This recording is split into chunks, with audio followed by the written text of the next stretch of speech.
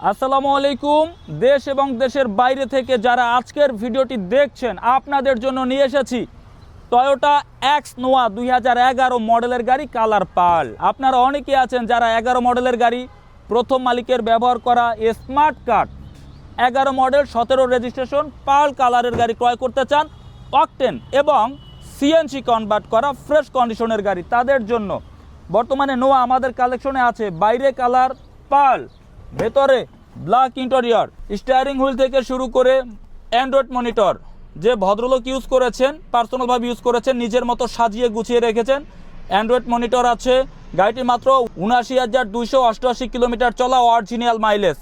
প্রত্যেকটা সিটে কাভার করা আছে, হ্যান্ড রেস্টার আছে, সিলিং থেকে শুরু করে গাড়িটির ফুল ইন্টেরিয়র কন্ডিশন, দরজার প্যাড, ড্যাশবোর্ড, ইন্টেরিয়র ফ্রেশ অবস্থায় আছে। 2011 মডেলের গাড়ি, 2017 সালে রেজিস্ট্রেশন হয়েছে। দেখেন জাপানের প্রত্যেকটা হলুদ সিল এখন পর্যন্ত আছে, এগুলা পাওয়া যায় না। 2011 মডেলের গাড়িতে এইভাবে ফ্রেশ অবস্থায় পাওয়া যায় না। প্রত্যেকটা সেলাই 100% জাপানের অরিজিনাল অবস্থায় আছে। কোথাও কোনো অ্যাক্সিডেন্ট, কোনো হিস্টোরি এই গাড়িটিতে নেই।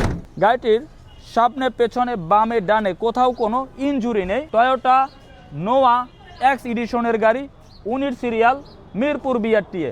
গাড়িটির পেছনের ব্যাক স্পেস দেখাচ্ছি। 100 লিটার সিলিন্ডার করা আছে, সিএনজি সিলিন্ডার। কেলাম থেকে শুরু করে গুড ফিটিংস অবস্থায় আছে। সিলিন্ডারের উপরে বোট করা আছে, বোট। এই এত সুন্দরভাবে গুছানো কিন্তু অ্যাভেলেবেল পাওয়া যায় না।